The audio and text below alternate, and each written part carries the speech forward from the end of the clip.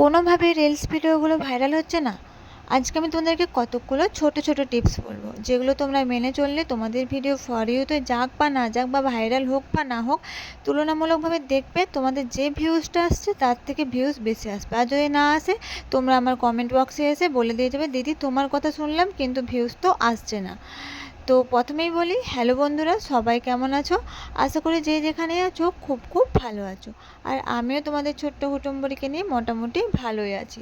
আজকে আমি তোমাদেরকে বলবো রিলস ভিডিওগুলো কি করে ভাইরাল হবে, কোন নিয়মগুলো তোমাদেরকে মানতে হবে। বেশি নয়, মাত্র 3টা নিয়ম।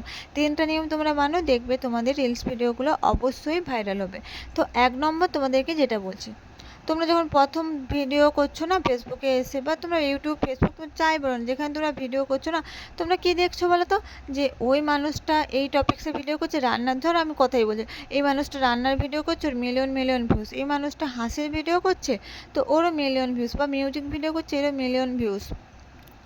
কিংবা অন্যান্য ইনফরমেটিভ ভিডিও করছে, তারও এত ভিউজ এসছে, তো আমি এইরকম ভিডিও করি, তাহলে আমারও ভিউজ আসবে।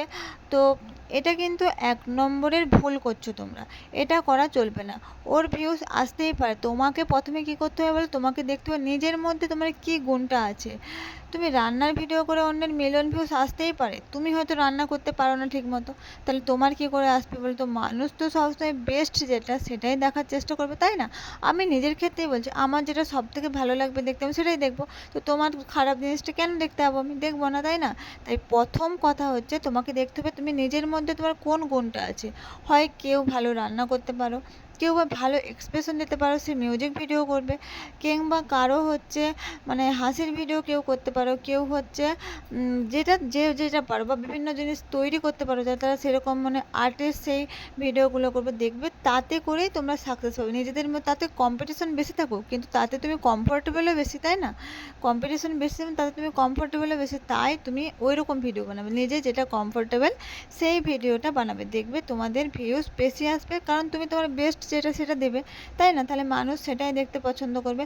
তো আর আমি আরেকটা সাজেশন দেবো, যারা নতুন আসছো ভিডিও করতে, তারা ইনফরমেটিভ ভিডিওগুলো করো না। কারণ তোমরা নিজেরাই অতটা জানো না, বা মানুষও ভাববে যে এই নতুন এসছে, এই আবার এত কিছু জেনে গেল কীভাবে, তাই না?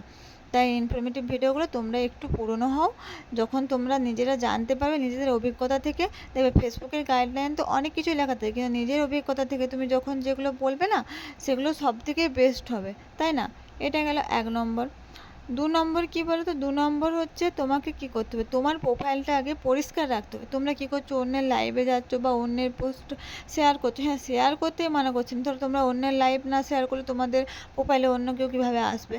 তো যখন তার লাইভটা শেষ হয়ে যাবে, তোমরা সাথে সাথে তোমাদের প্রোফাইল থেকে অন্যের লাইভগুলোকে ডিলিট করে দেবে। আমি অনেক ভাই বোনের প্রোফাইল যাচ্ছে কমেন্টারে করতে, তো সেখানে হচ্ছে অন্যের লাইভেই ভর্তি, তো তাকে আমি কি কমেন্টটা করবো বলো? সে তো অন্যের লাইভে কমেন্ট করছে, তার কাছে কমেন্টটা পৌঁছচ্ছে না, আমি তাকে তো কমেন্টই করতে পারছি না। তাই অন্যের লাইভে কমেন্ট করার পর, তো অন্যের লাইভটা শেয়ার করার পর, তোমরা যখন তার লাইভটা শেষ হয়ে যাবে, তার লাইভটা ডিলিট করে ফেলবে তোমার প্রোফাইল থেকে।